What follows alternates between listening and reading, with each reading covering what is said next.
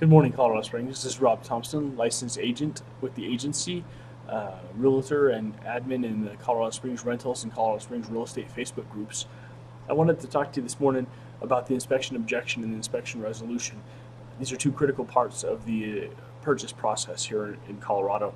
This is also one of your rights as a buyer. How this normally unfolds is you, the buyer, submit an offer to a property, seller accepts or counters. Once you come to a mutually agreeable contract, you go under contract. One of your first protections is the inspection provision. You, as the buyer, have the absolute right to have the home inspected. When you do so, the home inspector will produce an inspection report, and he or she will itemize. These are the major, these are minor things, these are the things to keep on your scope.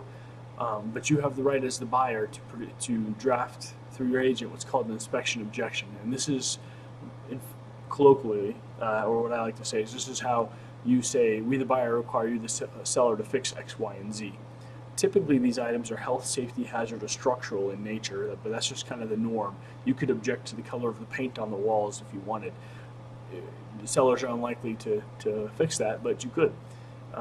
And then there's a whole discussion about strategy of what to put on there, what not. But generally speaking, we tend to ask for health, safety, hazard, or structural items. On the left side of the screen, I've put the verbiage that I use in these negotiations. We'll draft on the buyer side. We'll draft an inspection objection that says, essentially, we the buyer require you the seller to fix X, Y, and Z. In this case, I've just itemized three things that are somewhat common, and then how I would ask for them. So on the left, I'd say buyer requires seller's expense to have a licensed HVAC technician clean and service the furnace. There's no ambiguity here. We're saying we're the buyer and you're the seller, and at your expense, we want you to have this done. I also put on there an example of a water heater and window well covers that we've asked for in the past. So you could put as many on there as you want, but here's three somewhat normal items to ask for. Now on the other side, you have the inspection resolution.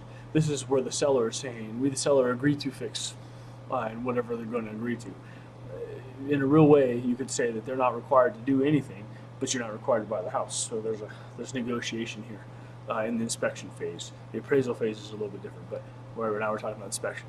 So you're under contract, you produce the inspection objection, the seller has a couple days to respond, typically with the inspection resolution.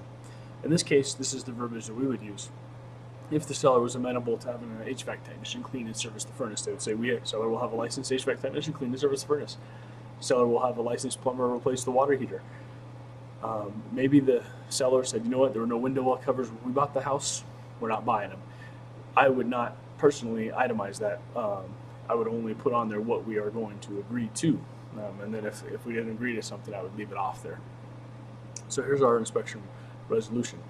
On the sell side, we would send this over to the buyer's agent, and the buyer's agent would present that to their buyer and say, is this an acceptable resolution? Are you okay with proceeding with the contract with these items?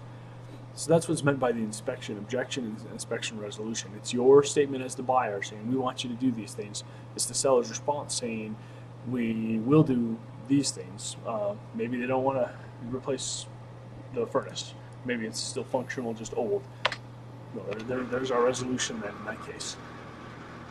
So that's inspection objection, that's inspection resolution. These tend to happen within the first 2 weeks or so of a contract. That's all there is to the inspection objection, inspection resolution. If you have any other questions or anything I can help with, please do let me know. Have a great day.